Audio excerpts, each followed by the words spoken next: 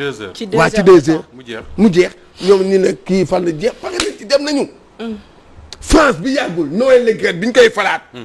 mais dañoo toog nii rek affaire bi sax matul sax est-ce que sax mat na 1 heure de temps gars yi dañoo ñëw dugg ne ngay voté pare nañ ci dem nañ seen yoon parce que texte yi la. texte yi moo ko yor texte yi mooy ne lii ngeen di def. nii ngeen koy doxal nii. mais bu dee texte yi léegi nag dafa compliqué. dégg nga ku ci nekk day am parce que xam nga boo ñëwee nga gis benn texte boo xam ne rek benn rek ñu bëre ku ci nekk indi sa xalaat. loolu damay problème mu Sénégal. voilà ku nekk benn kii nga bëgg a indi ay problème te ku jël parole wax na ni comme ni ko Cheikh Tidiane waxee. dama ciy dolli rek. dolli keneen jël parole ne Cheikh Tidiane wax na li mu bëggoon wax yëpp. voilà foofu la ñuy nekk fanaan fa.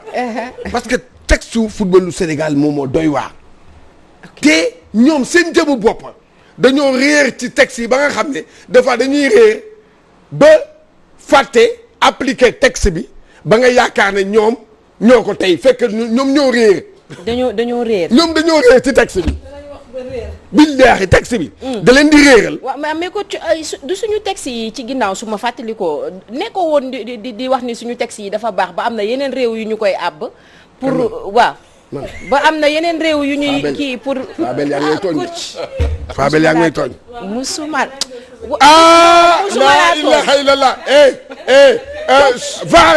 génne leen VAR. non génne leen VAR. non nañ dem VAR Charles. dama ne lan. yu ban texte man la wala. ba am yow man bañ naa yow man bañ naa. kii Fatka. non dañ ne am na réew yu africain yoo xam ne. waaw Sénégal dañuy séminaire ba defi texte. waaw teg ko ci benn tiroir. voilà réew yooyu ñoom bu ñu demee ba soxla yéen soxlaatuñ ñoom di séminaire. ci suñu kii yuqi tiroir yi dem kii mais loolu du sport ci domaine yu bëree bëri. moom laa lay wax dama ne la ñun Sénégal ñëpp fii la ñu jàngee nu ñuy defee sport. dem ñoom ñu appliqué ko. ñun appliqué wuñ ko lu baax li loolu laa leen wax. pour muy clair yéen ñaan ñi ragal naa leen tey ji laa leen ragal yéen ba pare yaa ngi wax ba pare yow bokkoon nga ci Augustin Senghor ñu doon dem ak budget bañ fa def ci xaalis. boobal la. mooy yow Cap-Vert loolu. des fois waaw loolu du sujet bi xamante ne du jaar yoon. waaw loolu du sujet bi loolu Cap-Vert ba la loolu. jotagul xam nga kañ yaakaar assemblée générale fédération sénégalaise de football. lekk nga ci xaalis bi damaale nga ci kii ba. lekk na ci xaalis bi waaw xam nga lan laa wax ci avion bi dama wax sama joueur ñoom maam Fatou Ndoye ñoom ñëpp ne la waa ñun li ñuy yóbboo nii. xaalisu Augustin la wala xaalisu fédération. waaw man nag na leer de. ñu ne la ban man ba ci biir kenn xamul. ba ci biir yéen ñi demoon xamu leen ban xaalis. billaahi ba léegi maa ngi koy laajte. léegi nag xam nga lu may xaar.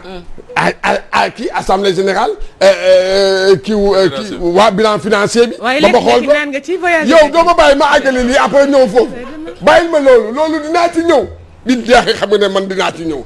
dégg nga damay wax waxu texte yi laay wax texte footballu Sénégal dama ne sànq da ngay dem ba ci biir ñoom ñuy réer lan mooy wax ne dañuy réer bu ma juumul boo ma tudd sax Madi Touré c'est le seul. Madi waaw moom mooy candidat non. waaw actuellement c'est le seul candidat. c'est le seul candidat déclaré. waa déclaré bu ma juumul ci ay sources yu wóor bind na. fédération di leen di laaj lenn ci texte yi xam nga lu ma leen di laaj.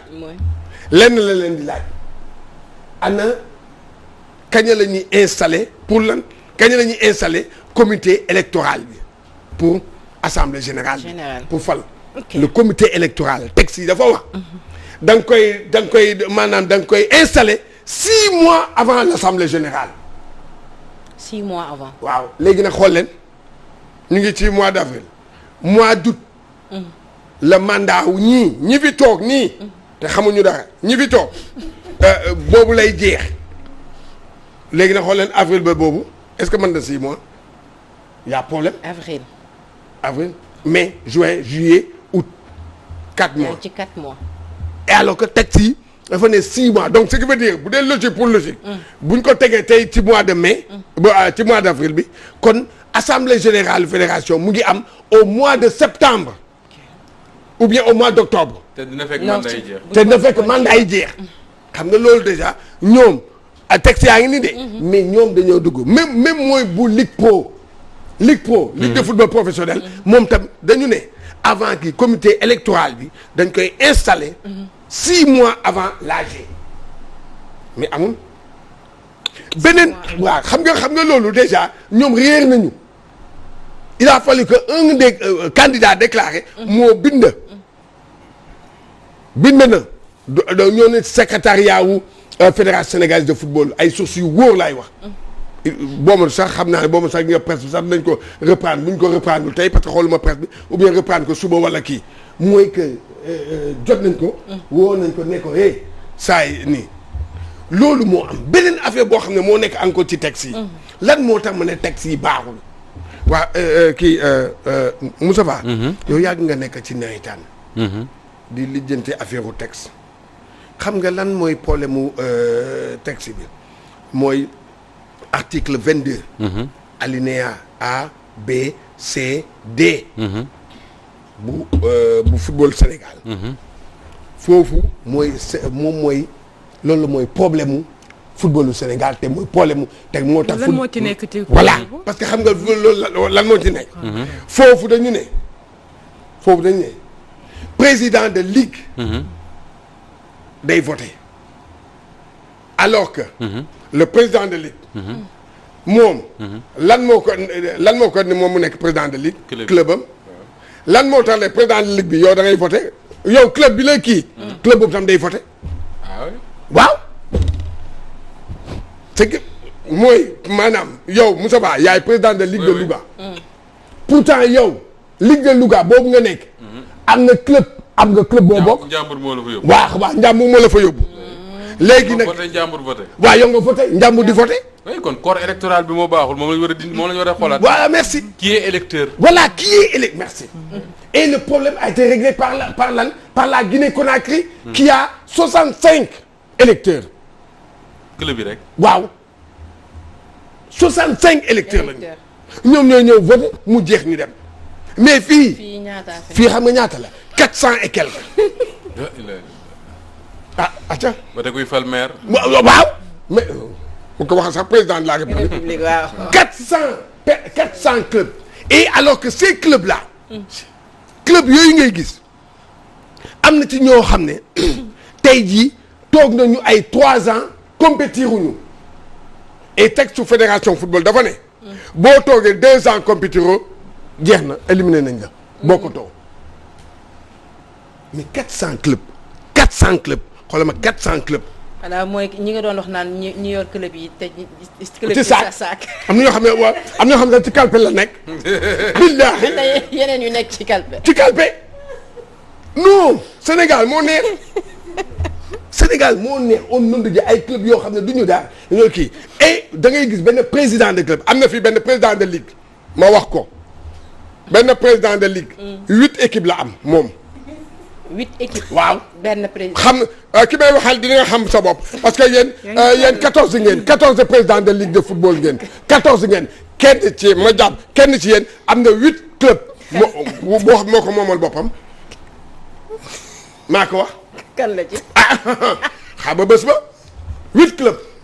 mais coach may ñu kan. léegi nag 8 club yooyu. ñooñu léegi nag ce qui est grave. mooy que subvention yooyu ñu jox club yooyu moom moo koy dugal ci poche ba. moo ko dugal ca poche subvention yi ñuy jox. waaw yi ñuy jox club bi Adja moom sa club kat yow bu ma jëlee club bi dénk la ko ne la. waa ci jël bi dénk naa yow jël bi man maa moom club yooyu de man damay toog nii rek. waa ñooñu ñan ñoo leen di saytu coach. voilà allahu akbar Wende Sane wax nga wax bu am solo auditer le fichier électoral du football yii dem assemblée générale il faut ñu auditer ñu xam club éligible. ñaata lañ leen jox à peu près dafa bari wala. non doo dégg quel que soit alpha même sax bu dee exemple je donne un exemple si on le dit ci kiiwu Covid bii jox nañ leen ku nekk 1 million les clubs amateurs il y a combien de clubs amateurs 300 et quelques clubs amateurs presque 400. alors Cheikh Tidiane. waaw moom laa doon xool nii. bi nga waxee ñan ñooy voté pour fal. président fédération sénégalaise de football. dama dem xool comparé ak France. ñoom nan lay demee. France déjà ñoom duñu fal président fédération directement. dañuy def liste. waaw liste liste bi 12 membres lay doon. te war na am au moins 3 femmes. léegi sooy voté liste boobu ngay voté. liste bi su fekkee Noël Le Graët moo ko jiite par exemple comme la dernière fois su listam gagné moom mooy nekk président. mais ñiy voté ñan la ñu ne 300 grands électeurs. yow wax nga sànq ne 400 lañ ñun. France 300 lañ wax. te 300 yooyu dañ leen di diviser en 2 délégations muy les représentants des clubs amateurs qui se partagent au total 63% des voix et les représentants des clubs professionnels qui eux se partagent 37% des voix c'est comme ça que ça se passe. tu as vu. mu jeex tàkk xam nga loolu dafa leer dafa simple. non dafa leer voilà. club amateur yi la fédération ñoom ñoo ko dominé. waaw 63% des électeurs ci club amateur da jóge 37% mooy club professionnel. te club professionnel yi mooy ñi yor alal ji. ñi yor alal 37% rek lañ. ci corps électoral. non mais xam nga xoolal loolu rek. voilà xam nga loolu. ñun ñii loolu au moins c'est très clair. waaw non doo dégg affaire dafa leer ba nga xam ne tey jii il faut que ñu xoolaat loolu. gis nga saa yu ñuy def élection ci sport bi day indi coow yu mel nii mooy am ay coow la mooy am tey ëllëg jàppal fii texte bi nii xoolal handball bi Seydou Diouf di jiite ba léegi am na problème mënuñu dem AG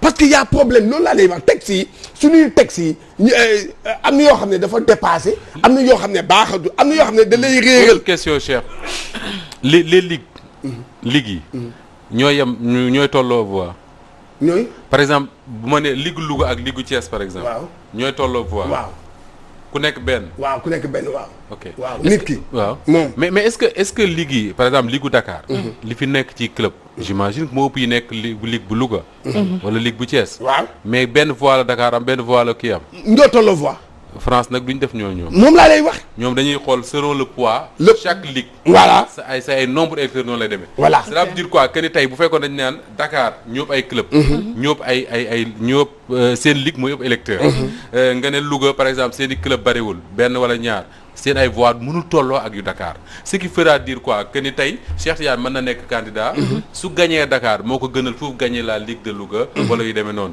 yooyu man je pense que foofu la ñu war a yóbbu la réflexion c'est-à-dire que affaire c'est comme quand on dit élection présidentielle Sénégal xam nga li nekk ci électeur Dakar bokkul ak yi nekk ci électeur Matam le poids électoral n'est pas le même moo tax tey bu ñu doon joxe nombre de députés bi Dakar di am du bokk ak nombre de députés bi beneen dëkk war a am nombre de députés bi Ziguinchor di am du bokk ak nombre de députés bi Thiès di am parce que poids électoral bi voilà bokkul. non mais mooy li ma la wax Moustapha dans tout ça am na moo tax d'accord naa ak yow texte yi baax waaw baaxul dans mais ko waxee woon ca départ ba waaw doo dégg la ma la wax bugguma tudd sax ndeysaan turam mu ngi ma koy rappeler kenn kilifa bu mag la ci football bi bugguma tudd mais c'est vrai le problème xam nga c'est kan moo war a régler le problème c'est le ministère des sports moom moo war a régler problème bi parce que texte yii ñuy dem nii texte yii dina fi indiwaat coow bu rëy la fi indiwaat ay waxeet ñoo fi amaat waxeet jàppal ni def nii ay nangam quand Augustin taxaw fële ci benn télé ba saaga mu ne te moom mi moo waxoon de comme ni Macky Sall waxoon moom moo ne woon bii mooy sama dernier mandat dégg nga xam nga boo ko waxoon léegi mu ñëw fii ba saa ñu laaj ko posé ko question waa mais est-ce que da ngay kii ba saa mu ne bon écoutez il faut ma dem ba ci comité exécutif déglu bu baax lu mu wax de damay dem comité exécutif dégg nga ñoom laay waxal ak dem ci maanaam ci nguur gi état bi ñoom moo wax ak ñoom waaw est-ce que comité exécutif est-ce que moo ko fal c'est l'assemblée générale moo ko fal assemblée générale moo ko fal kon nag bu mu wax loolu comme que yow newoon nga da ngay dem mais continuer sa cadre rek mais lan nga ci dem ci comité exécutif parce que am lu ñuy nax dañuy nax te ñoom seen biir am na ci ay kii ay ñenn ñoo xam ne dañoo préparer seen coup ku mel ni ki ko jiite mooy Adama Ndour président bu Fatick maa ko wax moom mii moo ko président Adama Ndour am na problème voilà moom mii moo ko préparé waaw pour Augustin toogaat Ablaye Sow du candidat. waaw non moom mu ngi toog waaye moom. nee na moom day des malgré statut ministre. day des. waa comme président football amateur. d'accord waaw alors coach Charles mi ngi ñuy wax ne waxtu bi xoj nañu. il faut que ñu bàyyi am na solo. am na parce que dégg naa ñu ne Égypte moom ak Augustin jàppate nañ fa jàppate bu métti. waaw doo dégg la ma la non mais c'est que xam nga lu tax parce que non gis nga xoolal xam nga le problème moom mooy ñoom mos nañu jàppante fii benn jàppante boo xam ne. waaw xam nga ci lan. loolu yëpp Aliou Cissé moo ko indi. Aliou Cissé moo ko indi. est-ce que du beneen débat. ah dégg non xaaral dama la koy waxee damay jox boobu après bu sax ma tëj. parce que xam nga lan la. dañoo jógee Coupe d'Afrique 2019. waaw Moussa Ba. léegi nag premier réunion comité exécutif. c'était pour faire le bilan. de cette CAN. le bilan technique. ak le bilan organisation. bilan technique bi. xam nga kii. Aliou Cissé jël kii am rapport am. dem jox ko Augustin. alors que Augustin n'est pas son patron. son premier patron c'est kan. DTN bi moom la ko woon jox. ñu ñëw ba ca salle ba toog. Augustin mu ne voilà bon voilà Aliou Cissé voilà son rapport. ki ne ko fii du fi jàll. merci beaucoup. loolu Ablaye Sow ne ko fii du fi jàll. loolu waaw lii du fi jàll. déedéet na dem na ko yóbbu. na ko jox fu mu ko waxee yóbbu kii la koy jox DTN. loolu moo tax leen ma bés naa moom lu ko neex def kenn du ko wax dara. merci beaucoup coach ñu ngi lay jaajëfal bu baax a baax rendez-vous ñu jox la ko après koor gi rek incha allah ci kàttanu yàlla.